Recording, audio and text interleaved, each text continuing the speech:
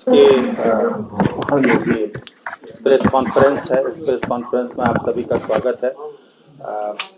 साल के हम लोग अब इस साल के 2 ही दिन बचे हैं, तो आप लोगों को अग्रिम शुभकामनाएं आने वाले नए वर्ष के लिए।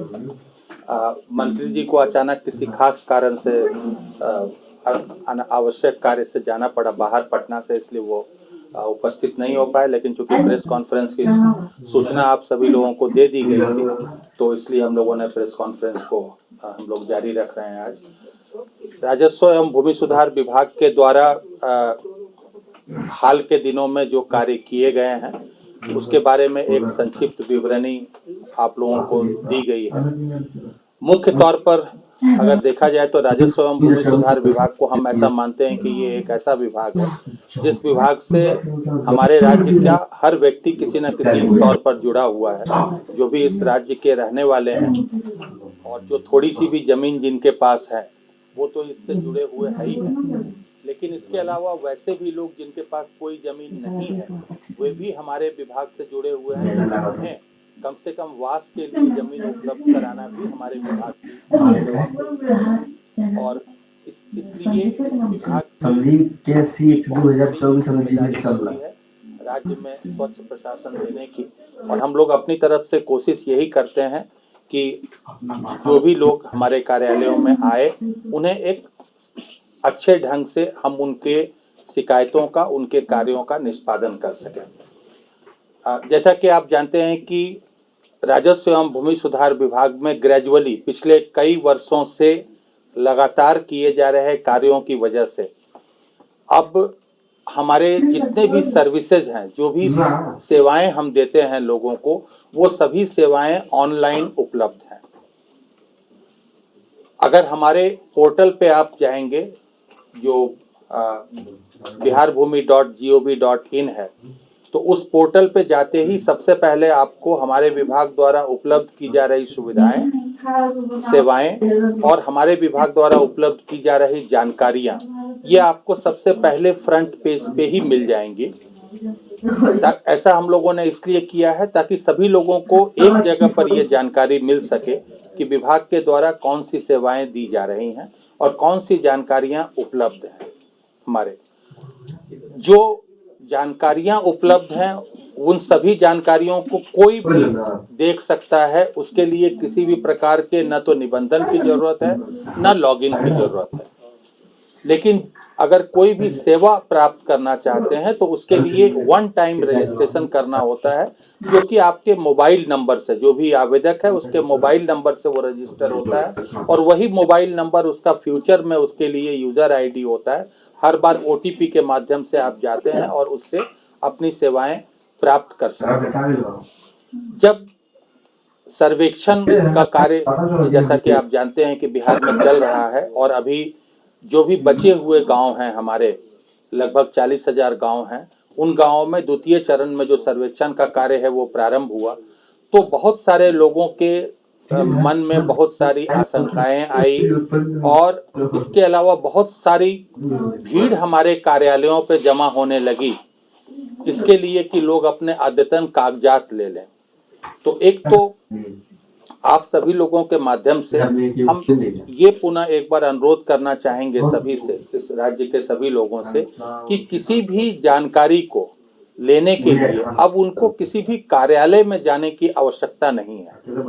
जो भी दस्तावेज हैं उनके, जो हमारे पास उपलब्ध हैं, अधिकांश, लगभग सारे तो नहीं कहूंगा मैं, लेकिन अधिकांश दस्तावेज हमारे भू अभिलेख पोर्टल पर उपलब्ध हैं, जिसकी सत्यापित प्रति वो उसे खुद देख सकते हैं और उसकी सत्यापित प्रति जो निर्धारित शुल्क है उसके माध्यम से वो प्राप्त कर सकते हैं। उनकी डिजिटली साइंड कॉपी उन्हें मिल जाएगी। दूसरा, चूंकि सभी लोग ये चाहते थे कि सर्वेक्षण के पहले उनके जो कागजात हैं वो अद्यतन हो जाएं, इसको देखते हुए हम लोगों ने पिछले 3 महीने से हम लोगों ने म्यूटेशन और परिमार्जन, ये जो 2 मुख्य चीजें हैं जो जमाबंदी को अद्यतन करने के लिए और जमाबंदी में सुधार के लिए है, इन सभी के लिए विशेष तौर पर नियमित हमारे विभाग के द्वारा भी समीक्षा की जा रही है। मुख्य सचिव महोदय के द्वारा भी समीक्षा की जा रही है और इसके कारण से काफ़ी कमी आई है जो दाखिल खारिज के मामले हैं और जो परिमार्जन के मामले हैं और उनकी जो निष्पादन की प्रक्रिया है, निष्पादन की जो गति है, उस गति में भी सुधार हुआ है। परंतु अभी भी जो लंबित हैं, हम लगातार उसका अनुश्रवण राज्य स्तर से कर रहे हैं, मुख्य सचिव महोदय के स्तर से भी उसका अनुश्रवण होता है और हम लोग ये कोशिश कर रहे हैं कि जितना जल्दी हम दाखिल खारिज की प्रक्रिया को पूरी कर सकें और परिमार्जन का जो सुधार की जो भी प्रक्रिया है उसको हम कर सकें। अगला चरण में हमारा टारगेट ये है कि हम उसको आधार से सभी की जमाबंदी को जोड़ सकें। आधार से जब एक बार जमाबंदी जुड़ जाएगी तो बहुत सारे लाभ हैं जो लोगों को प्राप्त हो जाएंगे स्वतः। जैसे कृषि से मिलने वाले जो लाभ हैं, उन लाभ को प्राप्त करने में उनको आसानी होगी। जो बैंक से उस जमीन के विरुद्ध जो लाभ लेते हैं वो पाने में आसानी होगी। बहुत सारी चीजों में उन्हें सहूलियत हो जाएगी। तो ये आधार के साथ जमाबंदी जोड़ने का कार्य भी हम शीघ्र ही प्रारंभ करने वाले हैं। हम कोशिश ये करेंगे कि जनवरी माह में ये कार्य प्रारंभ हो जाए, तो उससे हमारे सभी लोगों को बहुत सहूलियत होगी। इसके अलावा हमारे जो भी काम है, जैसा हमने पहले बताया, दाखिल खारिज है, परिमार्जन है, ई मापी की प्रक्रिया है, वो सभी प्रक्रिया ऑनलाइन हो गई है और हम लोगों ने अब अंचल अधिकारी से लेकर प्रमंडलीय आयुक्त, डिविजनल कमिश्नर तक के सभी के कोर्ट ऑनलाइन हो गए हैं। यानी उस कोर्ट्स में किसी को भी ओरिजिनल केस दाखिल करना हो, उसका अपील दाखिल करना हो, उसका रिवीजन दाखिल करना हो, उसके लिए वो ऑनलाइन प्रक्रिया से वो दाखिल कर सकते हैं। उसका निष्पादन होता है, वो उसका ऑर्डर की कॉपी भी उनको ऑनलाइन ही वहीं से मिल सकती है। उसके लिए भी उनको कार्यालय में जाने की आवश्यकता नहीं होती। तो इस तरह से हम लोग ये कोशिश कर रहे हैं कि जो लोगों को ज्यादा से ज्यादा काम के लिए किसी भी कार्यालय में नहीं जाना पड़े, बल्कि वो ऑनलाइन उसका लाभ उठा सकें। सभी कोर्ट को ऑनलाइन और एक ही पोर्टल पर करने से फायदा ये हुआ है कि लोग एक ही पोर्टल पर जाकर किसी भी कोर्ट में जहां उनको दाखिल करना है अपना अपील या रिवीजन या ओरिजिनल केस, वो दाखिल कर सकते हैं।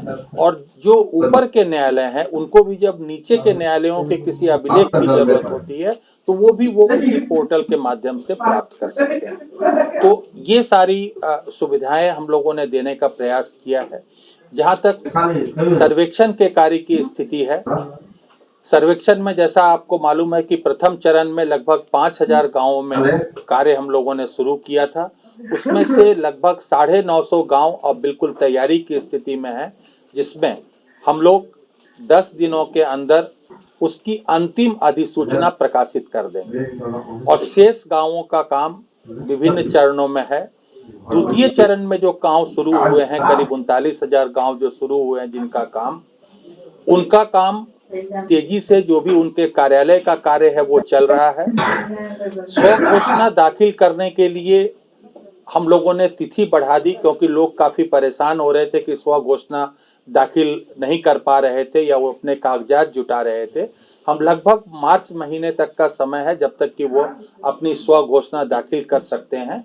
और इस बीच में अब हम लोगों की जैसे जैसे तैयारी पूरी होती जा रही है, हमारे कर्मी अब क्षेत्र में जाना शुरू करेंगे और हम लोग क्षेत्र में जो इनिशियल काम है, खानापुरी, किश्तवाड़ और वो सारी प्रक्रिया हम लोग शुरू कर रहे हैं। लोगों को सर्वेक्षण के कार्य में, अगर पिछला भी जो सर्वे हुआ है अभी जो 5000 गांवों का, उसमें अगर किसी प्रकार की आप जैसा जानते हैं कि सर्वेक्षण के काम में 3 बार उनको आपत्ति करने का मौका मिलता है, लेकिन 3 बार की आपत्ति के बाद भी अगर किसी कागज में सुधार नहीं हो पाता है या वो फैसले से संतुष्ट नहीं है, तो एक अतिरिक्त लेवल उसको देने का, अपील का, वो प्रावधान अभी प्रक्रिया में है। वो जैसे ही उसके लिए अधिनियम में परिवर्तन आवश्यक है और वो अधिनियम का परिवर्तन अभी प्रक्रिया में है, परंतु हम ये कोशिश कर रहे हैं कि अगर किसी कारणवश जानकारी नहीं रहने के कारण या सही समय पर कागज नहीं रहने के कारण वो निदान नहीं करा पाए हैं उसका, तो उनको अपील का एक अवसर मिल जाए। तो सर्वेक्षण का कार्य भी निश्चित रूप से होगा, समय से होगा अपने, और हम लोग ये प्रयास करेंगे कि उसमें किसी भी व्यक्ति को, इस राज्य के किसी भी जो भी हमारे निवासी हैं, उनमें किसी को किसी तरह की परेशानी नहीं उत्पन्न हो। उनको उनकी जो भी आपत्तियां हैं उनका निष्पादन करने के लिए, उन आपत्तियों को दायर करने के लिए उन लोगों को पर्याप्त मौका मिले, इसका हम लोग प्रयास करेंगे। तो मूल तौर पर जो हमारे विभाग के द्वारा जो काम किए जा रहे हैं वो संक्षेप में मैंने बताया, बाकी प्रेस नोट में उपलब्ध है। हम लोग लगातार ये प्रयास करते रहते हैं, पोर्टल जो हमारे यहाँ के हैं उसका लगातार हम लोग समीक्षा करते रहते हैं। जैसे जैसे हमारे पदाधिकारियों के माध्यम से या लोगों के द्वारा जब शिकायतें आती है और लगता है कि कहीं पर लोगों को परेशानी हो रही है, हम लोग उस प्रकार से अपने पोर्टल में परिवर्तन करते रहते हैं, सुधार करते रहते हैं, ताकि लोगों को कम से कम उसकी परेशानी हो। और भारत सरकार ने पायलट प्रोजेक्ट के तौर पर कुछ अर्बन एरिया में भी सर्वे का काम जो है वो शुरू करने का फैसला किया है। अभी अंतिम रूप से चयनित नहीं हुए हैं, लेकिन कुछ 6 जगहों पर हम लोग छोटे, बहुत बड़े नगर निगम नहीं, जो छोटे नगर परिषद हैं, उन क्षेत्रों में हम लोग अर्बन सर्वेक्षण का भी कार्य शीघ्र शुरू करेंगे, जिसमें उनका भी ड्रोन के माध्यम से और फ्लाइंग के माध्यम से उनका मैप तैयार किया जाएगा और फिर फील्ड वेरिफिकेशन करके वहां पर भी हम लोग जमीन के कागजात तैयार करेंगे। जो हम लोगों ने अभी इसको भारत सरकार के स्तर से अंतिम स्वीकृति नहीं मिली है, लेकिन हम लोगों ने जो प्रस्ताव भेजा है 6 जगहों का, वो सोनपुर नगर परिषद है, बक्सर नगर परिषद है, राजगीर नगर परिषद, तारापुर नगर पंचायत, बांका नगर परिषद और डेहरी नगर परिषद। ये 6 जगहों, भारत सरकार चाहती थी कि हम लोग ऐसी जगहों पर शुरू करें जहां की जनसंख्या 2 लाख से कम हो और उसका एरिया 60 स्क्वायर किलोमीटर या उससे कम हो। इसीलिए हम लोगों ने अभी छोटी जगहों का चयन किया है और ये हम लोगों ने भेजा प्रस्ताव, वहां से स्वीकृत हो जाएगा तो इसमें हम लोग आगे कार्य शुरू करेंगे। इसमें जो फ्लाइंग का काम है, नक्शा तैयार करने का काम, वो भारत सरकार के द्वारा ही सर्वे ऑफ इंडिया को दिया गया है। तो वो सर्वे ऑफ इंडिया इसका नक्शा फ्लाइंग करके, नक्शा तैयार करके हमको देंगे और उसके बाद हम लोग उसका जो फील्ड वेरिफिकेशन का काम है वो करेंगे। जी देखिए, ऐसा है कि जब से ये प्रक्रिया ऑनलाइन हुई, किसी भी दाखिल खारिज की कोई प्रक्रिया, अब आपका कोई मामला, विशेष मामले जिसकी आप बात कर रहे हैं, हम उसके बारे में तो नहीं बता सकते, लेकिन हमारे यहाँ आज के दिन में लगभग 1000 राजस्व सेवा के कितने पदाधिकारी हैं? 1400 के लगभग हमारे यहाँ पदाधिकारी हैं पूरे राजस्व सेवा में, जो जब से राजस्व सेवा शुरू हुई है। और 1400 पदाधिकारियों में 458 पदाधिकारी ऐसे हैं जिनके ऊपर अभी तक कार्रवाई हुई है। मैं ये दावा तो कर सकता हूं कि किसी भी अन्य विभाग में अगर आप प्रतिशत देखें तो इतनी ज्यादा पदाधिकारियों पर कार्रवाई नहीं हुई है। नंबर 2, इसमें केवल विभाग की ही बात नहीं है, कार्रवाई करना हमारे लिए और हमारे विभाग के लिए इसलिए भी आसान है कि अगर आप कोई भी शिकायत हमें करते हैं तो हमें उसके लिए जांच करने के लिए किसी को भेजने की जरूरत नहीं पड़ती है, क्योंकि हमारी प्रक्रिया ऑनलाइन है। जैसे आपने कहा दाखिल खारिज का, तो हम यहीं से बैठकर वो हम लोग ये देख सकते हैं कि उसने कहाँ पर गलती की और क्या गलती की उसने, उसके लिए हमको किसी को भेजने की जरूरत नहीं पड़ेगी। तीसरा चीज जो हम लोगों ने एक और किया है अभी, हमारे माननीय मंत्री जी के निर्देश के आलोक में हम लोगों ने 4 पदाधिकारियों की एक टीम मुख्यालय में रखी है, क्योंकि हम लोगों ने ये पाया कि बड़ी संख्या में लोग अपनी शिकायतों को लेकर आते हैं और हमेशा ये नहीं हो सकता कि मैं उपलब्ध रहूं या हमारे यहाँ सचिव भी हैं वो उपलब्ध रहें। तो इसलिए ये 4 लोगों की टीम है जिनका कार्य ही यही है कि कोई भी जो शिकायत लेके आता है उसके सभी कागजात देखना, अगर कहीं पर विलंब हो रहा है तो संबंधित पदाधिकारी से बात करके उसका कारण पता करना, उसका निष्पादन करना, और अगर किसी ने कोई गलती की है तो फिर उसको उपलब्ध कराना हमको हमको रेफर करना, ताकि उसके आधार पे हम लोग कार्रवाई शुरू हो सके।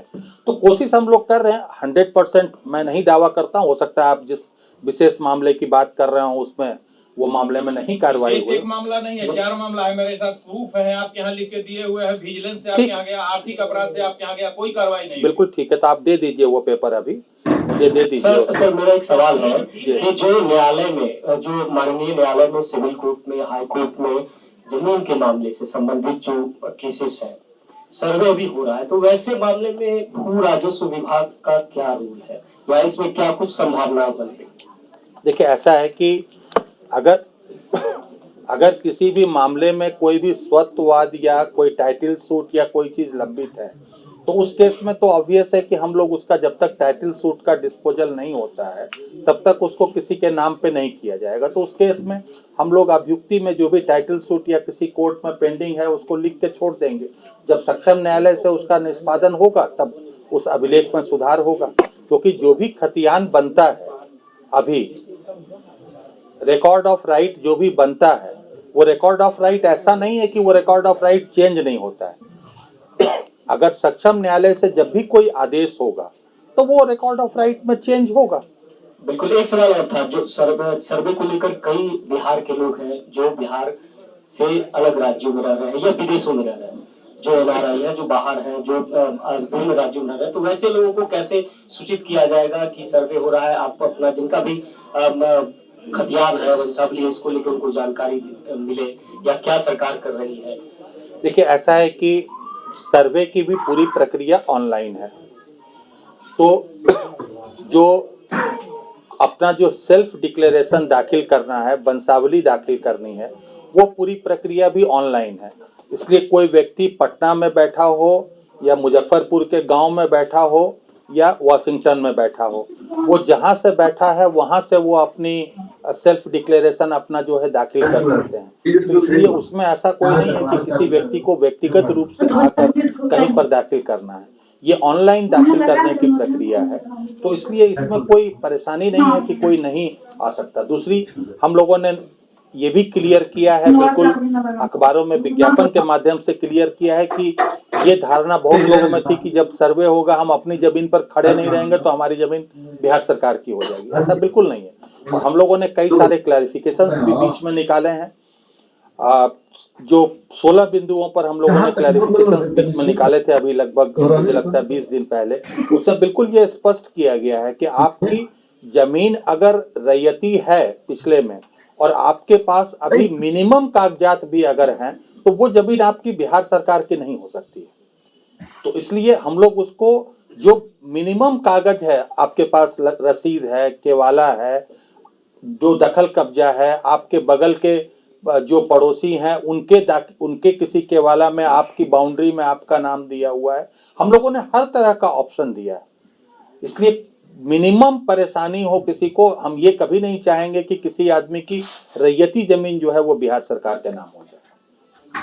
सर, आप ही बता रहे हैं कि ये 929 5 सालों में करीब पूरा होने जा रहा है, तो ये जो कितने सालों में कर देगा? उसमें दो बातें हैं। पहली चीज तो ये है कि जब ये काम शुरू हुआ था 2013 में, तब चूंकि पहली बार ये काम हो रहा था इतने सालों बाद और एक नई प्रक्रिया से हो रहा था, तो यहाँ पर हम लोगों को, हमारे विभाग को ये अंदाज भी नहीं लगा था कि इसमें समय कितना लगेगा।